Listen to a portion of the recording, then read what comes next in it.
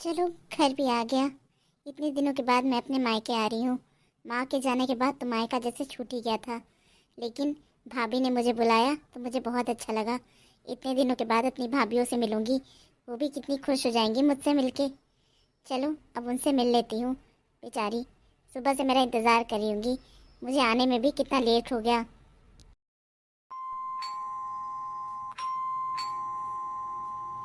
अरे, इस टाइम दोपहर के समय कौन आ गया? इस समय तो कोई नहीं आता। मैंने तो काम खत्म करके मैं सोने ही जा रही थी। अब कोई मेहमान आ गए होंगे तो बेकार का उनके लिए खाना और चाय नाश्ता का इंतज़ाम करना पड़ेगा। देखती हूँ चल के कौन आया। अरे दीदी, आप अचानक से? क्या हुआ? आपके ससुराल में सब ठीक तो है ना? हाँ भाभी, सब ठीक है। वो बड़ी भाभी ने मुझसे कुछ दिनों पहले बोला था कि समय मिले तो एक बार यहाँ पे भेंट करते हुए चली जाना, इसलिए मैं आ गई। अच्छा, जिठानी जी ने आपको बुलाया? लेकिन उनसे तो मेरी इस बारे में कोई बात नहीं हुई। उन्होंने तो मुझे कुछ नहीं बताया कि आप आने वाली हो। वो भाभी, उनको भी नहीं, मैंने नहीं बताया था कि मैं किस दिन आऊँगी। बस बोला था कि मैं देखती हूँ, समय मिलेगा तो मैं ज़रूर आऊँगी, इसलिए शायद उन्होंने नहीं बताया होगा आपको। पर दीदी, आप आने से पहले एक बार फ़ोन तो कर सकती थी। घर पे कोई भी आता है तो एक बार फ़ोन करके बता तो देता है, ताकि मैं नाश्ता पानी या खाने का इंतज़ाम करके रखती आपके लिए। अरे भाभी, मैं कोई मेहमान थोड़ी हूँ, ये मेरा भी तो घर है। आपको इसकी फिक्र करने की जरूरत कोई ज़रूरत नहीं है।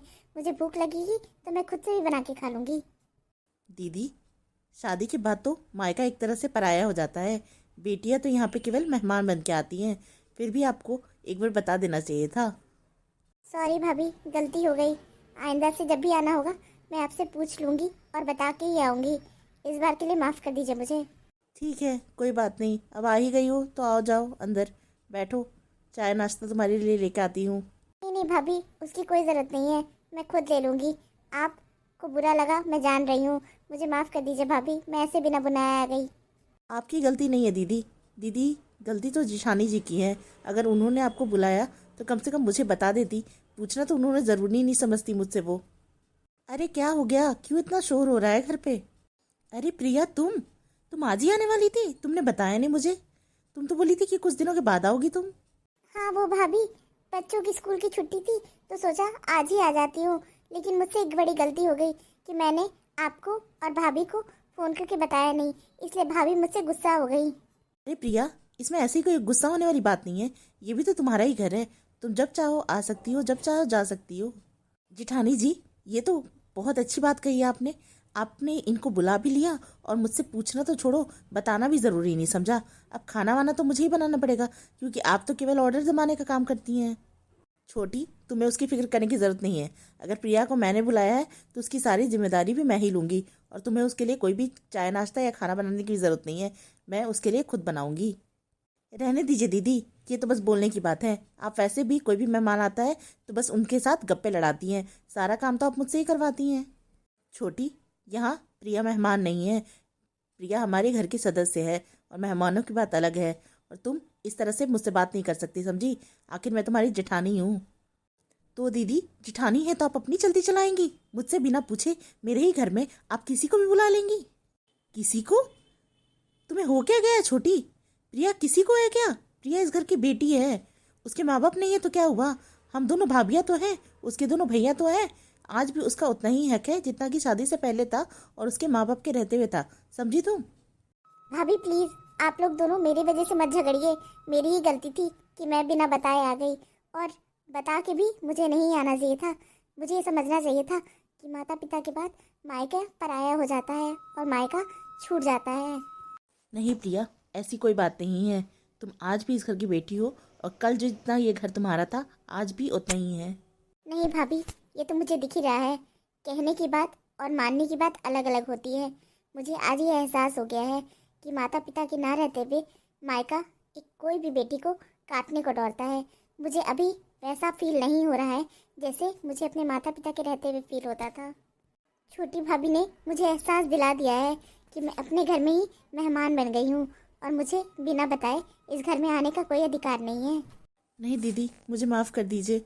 मैं थोड़ी गुस्से वाली हूँ ना, इसलिए मुझे, और नासमझ भी हूँ, इसलिए मुझे इस बात से थोड़ी दुख हुआ और तकलीफ भी हुई कि आप बिना बताए आ गई। लेकिन मैं भी तो ऐसे ही बिना बुलाए चली जाती हूँ अपने घर, क्योंकि मेरे मेरे माता पिता भी हैं, लेकिन मुझे समझना चाहिए था मम्मी जी और पापा जी के नहीं रहते हुए आपकी जिम्मेवारी भी हम दोनों बहुओं पर है, और हमें भी उनको आपको वैसे ही मान सम्मान और प्यार से रखना चाहिए। सही कह रही हो छोटी तुम। अब आई ना तुम्हें अक्ल। अब तुम जाओ और प्रिया के लिए उसके मनपसंद का चाय नाश्ता बना के ले आओ। जी दीदी, मैं जाती हूँ। प्रिया, तुम्हें मेरे रहते फिक्र करने की कोई ज़रूरत नहीं है। मैं तुम्हारी बड़ी भाभी हूँ और तुम्हारी मैं माँ की जगह तो नहीं ले सकती, लेकिन हाँ, तुम अपनी माँ से भी कम मत मुझे समझना। माँ जी ने मुझे सारी जिम्मेवारी दे के गई हैं वो, कि तुम और तुम्हारे भाइयों और इस घर की सारी जिम्मेवारी मेरी है। मैं इस घर को कभी भी बिखरने नहीं दूंगी, समझी तुम? ठीक है भाभी, आप हैं तो मुझे बहुत अच्छा लगा आपकी इन बातों से, और छोटी भाभी भी समझ गई, और अब मैं अपने मायके कभी भी आ जा सकती हूँ। इस बात की मुझे बहुत खुशी है। और प्रिया, कल मैंने तुम्हारे भैया को भी बोल दूंगी कि ये 2 दिन की छुट्टी ले ले और तुम्हें अच्छे से घुमाए फिराए, तब तुम्हारा मन और अच्छा लगेगा यहाँ पे। थैंक यू भाभी, आपने मेरे लिए इतना सोचा, मेरे लिए बहुत है। आप जैसी भाभी पाके तो मैं धन्य हो गई। अरे प्रिया, ये तो मेरा फर्ज है, बड़ी होने के नाते अपने छोटों को प्यार और सम्मान देना और उनकी ज़रूरतों को पूरा करना और उनका ध्यान रखना, ये तो मेरा सबसे पहला फर्ज है बेटा। जी भाभी। चलो अब आओ, हाथ मुंह धो के फ्रेश हो जाओ। छोटी तुम्हारे लिए चाय नाश्ता बनाने गई है, मैं भी देखती हूँ किचन में जाके तुम्हारे मनपसंद की चीज़ें मैं भी बना के लाती हूँ। ठीक है भाभी।